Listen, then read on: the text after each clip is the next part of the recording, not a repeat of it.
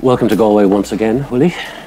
I'm glad to be here. Yeah, you're here with a different band this time. You're here with the D-Lines as opposed to Richmond Fontaine. It's a really nice family. It's like a family with a mission. You know, you have a job, and you're with people I've known for just years and years. So yeah, I like that. But I do miss writing. My favorite thing to do is writing, and so I can't write on the road, and so you just dream about getting back to it. But you know, it's fun being on the road as well. Your debut novel has been turned into a movie which is going to be screened at the Galway Film Fleadh. So do you want to tell me how that all came about? Or?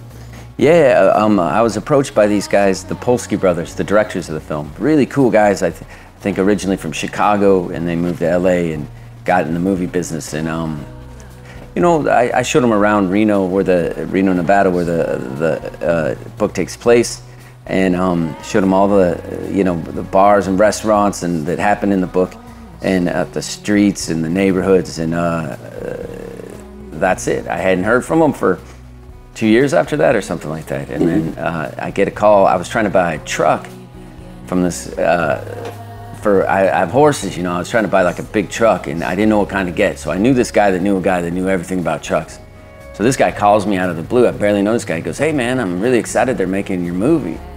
And I said, "Well, how do you, they're making the movie? What movie?" And he goes, "The Motel Life." He goes, "A friend of mine is working on it, and they're shooting in 3 days," or something like that. You hadn't heard about it? I hadn't heard about it. But then I called the directors, and then they You're only the writer, you know. They felt really bad about it, so they flew me down, and I got to meet Chris Christopherson, so it worked out. And you had a cameo role in a drunken cameo role in the movie, I believe. Yeah, I did. You know, I finally figured out why they always serve non-alcoholic beer and liquor at movies shoots, because it takes so long. I had no idea. It was a scene. I was just in the back of a casino, and sadly, I knew one of the bartenders that was working, and he was giving me just real beers, and needless to say, I could barely stand by the end of the 8 hours. You know, but it was pretty fun. And you're happy with the finished movie? I mean, I think it's got great heart. You know, I think the brothers, they tried really hard. They stewed over it and worried about it like it was a sick kid. And you can't ask for more than that. I think it's beautifully shot, and I think it's got a good heart. And so I'm really proud of it. And I'm really grateful to those guys.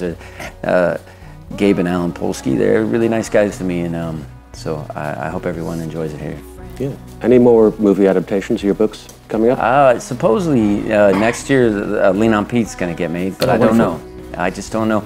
I don't think you ever know about that stuff until it's already happening. And then even then, I don't think, you know, until it can implode at any time, or they can run out of money. So to tell you the truth, I never pay attention to any of that stuff. Okay. I just kind of keep walking down the street my own way, you know. What's next? Well, as a vacation to myself, I'm writing one, and Lean on Pete, there was a character named Lonnie Dixon. He's just, in a couple pages, he's a cowboy that takes his teeth out all the time, his front teeth. I'm writing a novel about him. Okay. And so it's about two drifters through Nevada and Arizona, and so it's a vacation novel for me. I thought it was going to be a happy-go-lucky novel, but my mind's too dark. I just stuck the knife in that. But it's just a drifter novel to give my mind a break from the free. Wonderful. Willie, thanks for talking to us. Thanks, man. See you.